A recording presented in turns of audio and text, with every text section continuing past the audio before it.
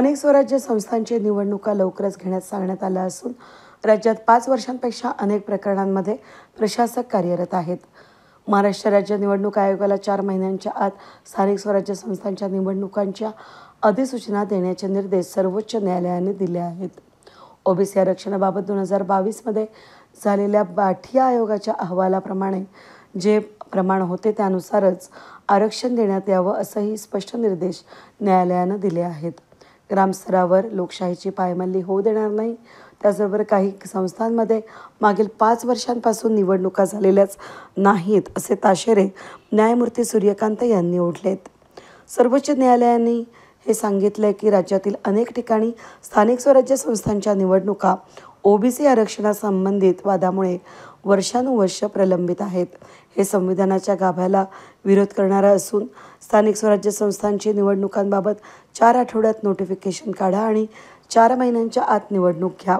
1994 ते 2022 पर्यंत जी ओबीसी आरक्षणाची स्थिती आहे त्यानुसार स्थानिक स्वराज्य संस्थांची निवडणूक घ्या. राज्य सरकारला आणि राज्य निवडणूक आयोगाला दिलेल्या कार्यकाळामध्ये कार्यवाही करावी. ओबीसींच्या जागा कमी होत्या या याचिकाकर्त्यांचा दावा होता त्यावर कोर्टानं 2022 पूर्वीची स्थिती कायम राहील असे निर्देश दिले. सप्टेंबरपूर्वी निवडणुकांचा कार्यक्रम पूर्ण करा सुप्रीम कोर्टाचे आदेश असून पुढील 4 आठवड्यामध्ये निवडणुकीची अधिसूचना जारी करा असं सांगण्यात आलं आहे. 2022 पूर्वी ज्या स्थानिक स्वराज्य संस्थांचा कार्यकाळ संपला त्यांच्या निवडणुका जुन्या ओबीसी आरक्षणानुसार घेण्यात याव्यात. निवडणुका घेण्यासंदर्भामध्ये कुठलीही अडचण आम्हाला नसून राज्य सरकारची सुप्रीम कोर्टाची माहिती त्यावेळेस कोर्टाला माहिती असावी.